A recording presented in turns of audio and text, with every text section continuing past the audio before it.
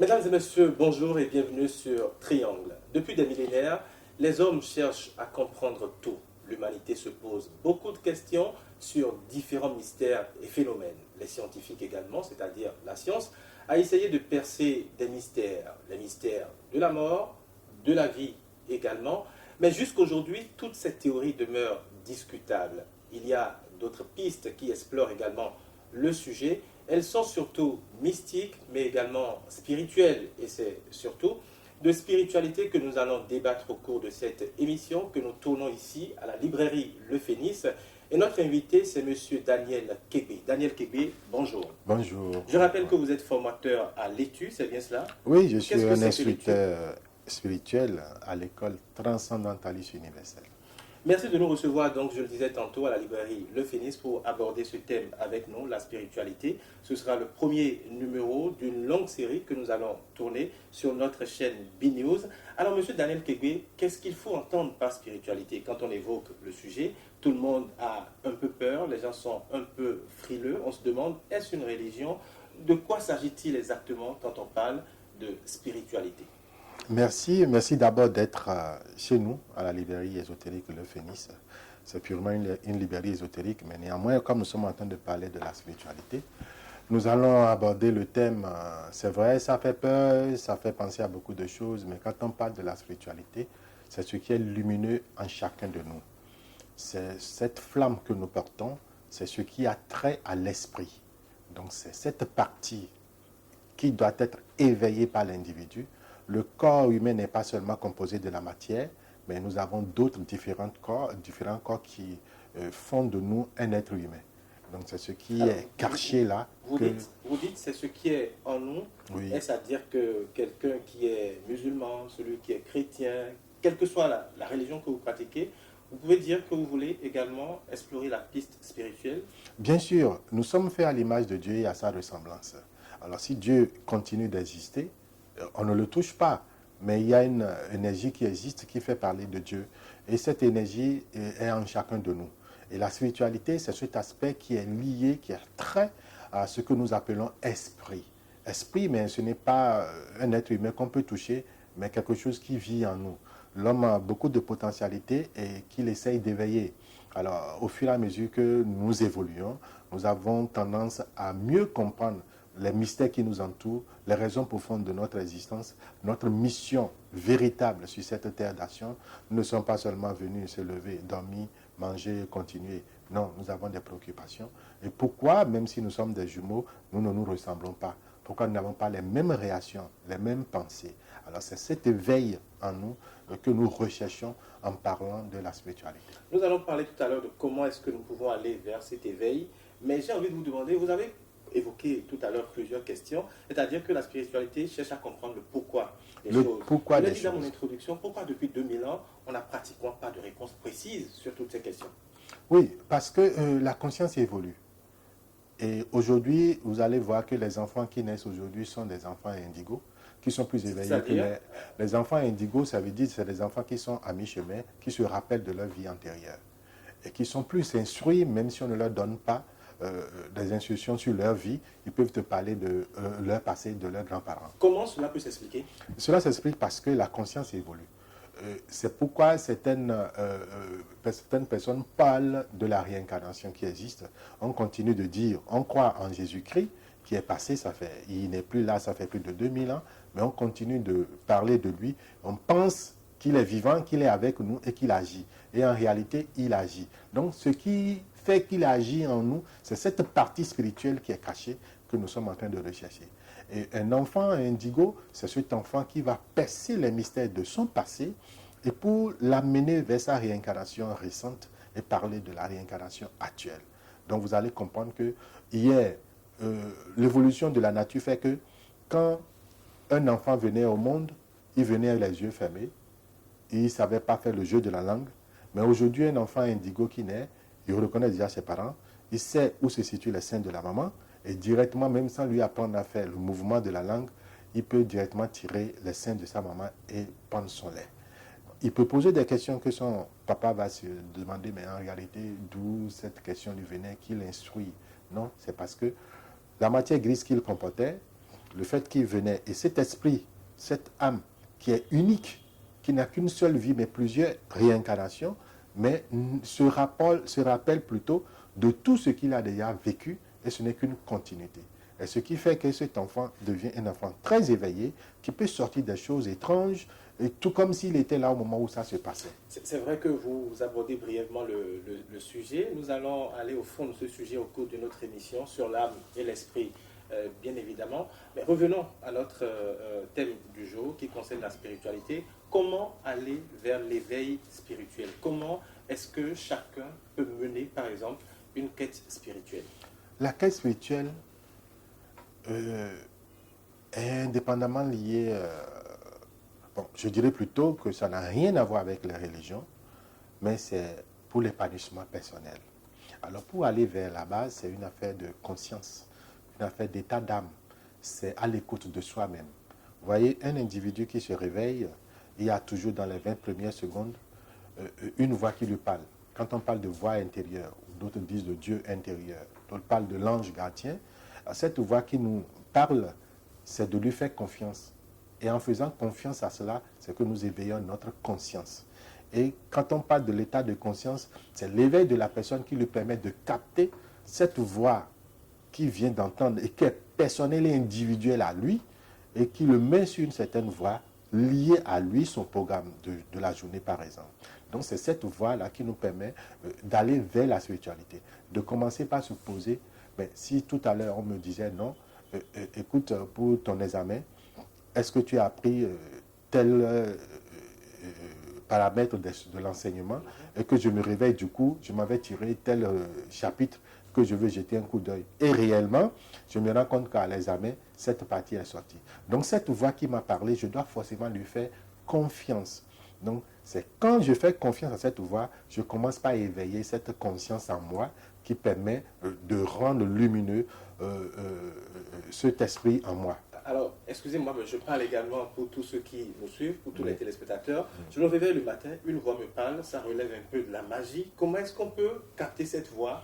Comment est-ce que celui qui n'a jamais lu un ouvrage sur la spiritualité, celui qui ne sait rien de la spiritualité, comment peut-il savoir qu'une voix peut lui parler? Comment peut-il percevoir ce phénomène, si je peux appeler ça phénomène? Oui, oui, d'accord. Oui, c'est un phénomène, on peut dire c'est un phénomène, mais en réalité, ce n'est pas une magie ni un phénomène, c'est inné en chacun de nous, parce que nous sommes faits à l'image et à la ressemblance de Dieu.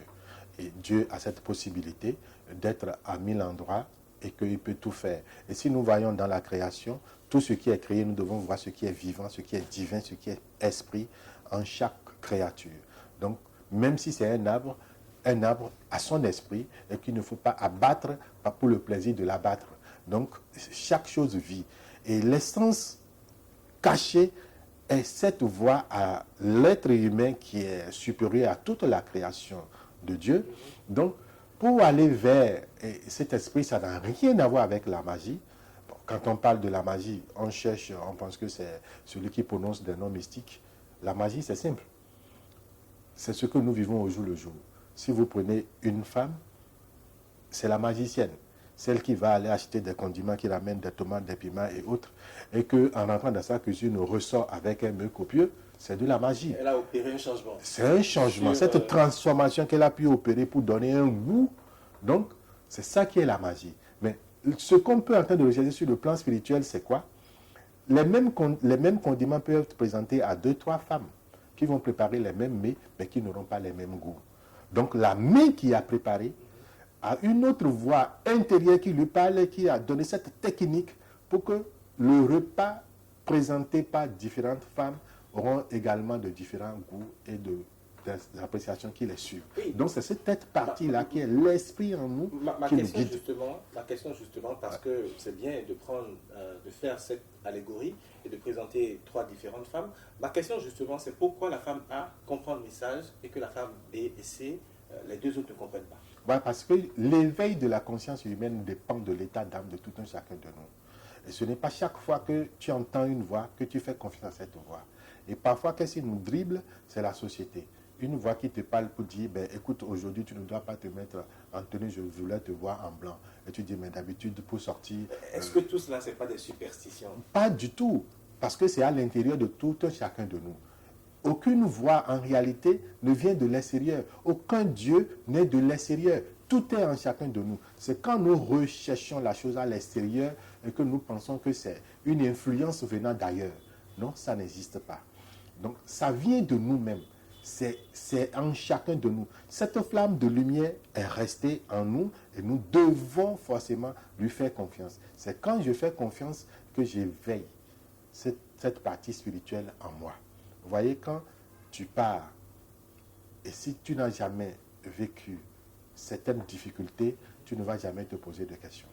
C'est quand l'expérience de la vie t'amène sur un certain terrain que tu commences par savoir en réalité qui tu es et pourquoi tu es tant et pourquoi ça se passe comme ça. Pourquoi toi tu ne peux pas servir en utilisant les âmes et que tu as préféré étudier les lettres. Alors quel est l'aspect en toi qui t'attire vers? Pourquoi tu as aimé la médecine au lieu d'aimer le droit? Donc, c'est toute cette partie-là qui font que nous devons forcément faire confiance à cette voix intérieure qui nous oriente sur le chemin destiné à nous. Est-ce qu'il faut effectivement chercher à comprendre tout cela? Pourquoi est-ce que certaines personnes, c'est quand elles sont effectivement en difficulté, qu'elles se posent différentes questions sur leur existence et tout, et se remémorent, je vais le dire ainsi, un certain nombre de choses? Pourquoi? Parce qu'en réalité, nous ne faisons pas confiance à notre voix intérieure, mais pour que l'esprit en nous, qui utilise ce corps, parce qu'on dit le véhicule de l'âme, c'est le corps physique. Mais pour qu'il y ait l'harmonie entre l'âme, l'esprit et le corps physique, il faut forcément que tu cliques comme tu prends une souris, tu cliques sur telle donnée pour avoir telle rubrique sortie. Donc, pour que tu en arrives à cet état-là, il faut forcément qu'une épreuve t'a faite pour que tu prennes conscience. C'est ça qui fait que nous arrivons vers l'épreuve avant de prendre conscience. Si tu n'as jamais mis la main dans le feu, tu ne peux jamais savoir que ça peut brûler. Donc, c'est cette expérience qui fait que, forcément, l'éveil de la conscience vient dans la douleur et parfois dans des difficultés. Et on prend conscience qu'en réalité, ah non, il y a autre chose qui existe en dehors du repas que je prends tous les jours. Vous liez donc l'éveil de la conscience à la spiritualité, ce que chacun doit cultiver. Et tout ce que vous avancez là est pratiquement, disons-le comme ça, positif. Alors, cette émission est destinée à la lumière, à tous ceux qui nous suivent également. Vous avez dit tantôt également qu'il faut que chacun soit dans un certain état d'esprit avant de pouvoir capter certains messages. Aujourd'hui, dites clairement à nos téléspectateurs comment est-ce qu'ils peuvent être, comment est-ce qu'ils peuvent faire ou mener une quête spirituelle pour pouvoir, en griffe, changer peut-être leur quotidien, changer leur façon de vivre, changer leur façon de faire. Voyez-vous, un être humain, quand il se réveille, et nous ne sommes pas, comme je le disais, nous ne sommes pas seulement la matière. Nous avons plusieurs états d'âme en nous cachés que nous devons éveiller. L'enfant qui naît dès le départ a des difficultés pour s'exprimer. À un moment donné, il va s'exprimer, il va se lever, marcher.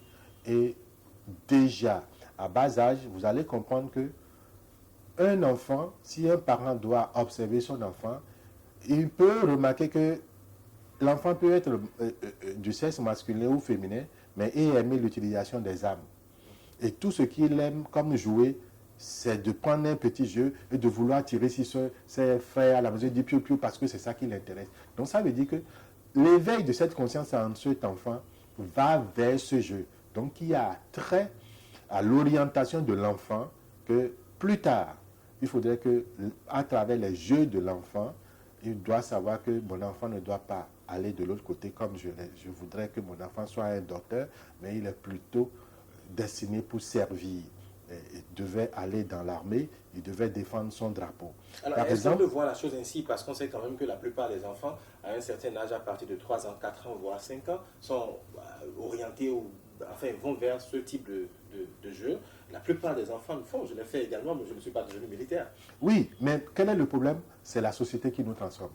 En réalité, tu peux devenir docteur, mais sans avoir l'inspiration du docteur, parce que les parents ont voulu que tu sois docteur. Et qu'il suffit que tu fasses une seule injection de quinine ou de quinimas à un patient, qu'il soit paralysé et qu'il transite. Parce que ta main n'est pas faite pour guérir, pour soigner. Donc, nous orientons vers des objectifs qui ne nous appartiennent pas du tout, et c'est par rapport à la société. C'est pourquoi il est très important et capital de se faire confiance. Et l'éveil de la spiritualité, c'est d'abord l'écoute de sa voix intérieure. Et cette voix intérieure ne nous trompe pas. Tu peux mentir à tout le monde, mais tu ne peux pas tromper ta propre conscience. Tu sais que ce que je te dis, moi personnellement, je sais que je suis en train de te mentir, mais intérieurement, je sais que ce que je te sais comme en vérité n'est pas une vérité. Oui, mais le problème parfois, ce n'est pas une seule voix intérieure qu'on attend. Je suis face à une situation, par exemple, j'ai 1000 solutions qui s'offrent à moi. L'homme, 1000 voix. Comment savoir que la voix A, B, C, comment savoir la vraie voix intérieure que j'ai au fond de moi? Nous sommes dans un monde de dualité, des hauts et des bas, de la même manière le bien et le mal. Donc, le côté divin et le côté maléfique. Alors, la première voix qui te parle, c'est la voix intérieure. Dans les 20 premières secondes que tu reçois cette voix-là, c'est la voix idéale qui te parle. Alors, il y a une voix qui est liée aux bases astrales qui ne veut jamais voir toi te décoller pour y arriver. Du moment où tu dis, ben, écoute, aujourd'hui, la première des choses à faire, je me réveille, la conscience me dit, mais non, est-ce que tu as demandé d'après ta mère? Elle devait être souffrante. Lève-toi pour y aller. Ça, c'est les 20 premières secondes. C'est cette première voix qui t'a parlé qui est l'idéal, qui est liée à toi-même, à ton Dieu intérieur. Mais 20 secondes après, il y a une autre voix qui vient du côté opposé parce que nous sommes dans un monde de dualité, le pavé mosaïque, qui du coup te dit, mais toi aussi, tu es con, est-ce que tu es le seul fils de maman? Même si tu n'y vas pas, d'autres vont le faire, allez, va, on ira prendre un pot. Alors cette voix qui te parle t'empêche d'évoluer. C'est pourquoi tout est lié à l'expérience de vie. Je veux prendre la chose dans le sens contraire. Il y a certaines personnes, par exemple, qui sont à des postes de décision, des responsables d'entreprise, un directeur général, par exemple, qui veut prendre une décision. Mais le monsieur, il est un peu impulsif. Dans les 20 premières secondes, il prend la décision et il tape. Il prend la mauvaise décision. Et c'est après qu'il se rend compte. Et ça veut dire que la mauvaise décision peut venir également très tôt dans les 20 premières secondes quand on prend, par exemple, ceux qui sont un peu impulsifs. S'il est impulsif, mais en réalité, c'est parce qu'il ne s'écoute pas. S'il s'écoute consciencieusement, il ne doit pas être impulsif. Même s'il est impulsif, dans ça là, il peut même tirer la meilleure solution. Pourquoi? Parce qu'au moment où il ne fait pas confiance à la voix intérieure, c'est son intérêt ou bien l'intérêt venant d'ailleurs ou bien le jugement que peut apporter la société sur sa personne à lui qu'il défend et non au lieu d'écouter sa voix intérieure. Donc à partir de cet instant, il s'éloigne de la réalité divine. Donc quand il s'éloigne de la réalité divine, la décision qu'il prendra tout à l'heure, il peut le regretter plus tard. Parce qu'en réalité, pourquoi il va regretter? Parce qu'il le savait. Je savais que je devais avoir telle conséquence si jamais je le prononçais. Mais si je ne le fais pas, je ne pourrais pas faire plaisir à X, à Y, à Z qui m'entourent, qui m'applaudissaient. Donc tout ce que les autres attendaient de moi, c'est de foncer. Mais moi-même, consciemment, je sais que si je fonçais, à 2 secondes après, j'aurais tel résultat. Mais pour faire plaisir aux autres, je fonce. Alors je peux revenir après regretter. Alors nous sommes sur cette émission, le temps passe très vite. Oui. Il y a un autre aspect de la question que certaines personnes évoquent, c'est-à-dire pratiquer la spiritualité pour certaines personnes, c'est appartenir par exemple à un cercle, c'est appartenir à un groupe, c'est appartenir à une société, c'est être dans un cercle un peu fermé et faire la chose.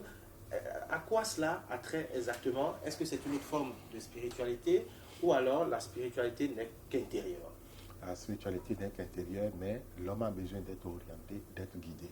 C'est pourquoi même dans les églises, que ce soit dans les mosquées, il y a toujours un dévancier qui va se former sur les mystères de la vie. Et quand tu comprends, tu fais allusion à la tradition africaine, nul ne peut assumer une responsabilité dans la tradition africaine s'il n'est pas initié aux divinités de cette tradition dans cette collectivité où il évolue.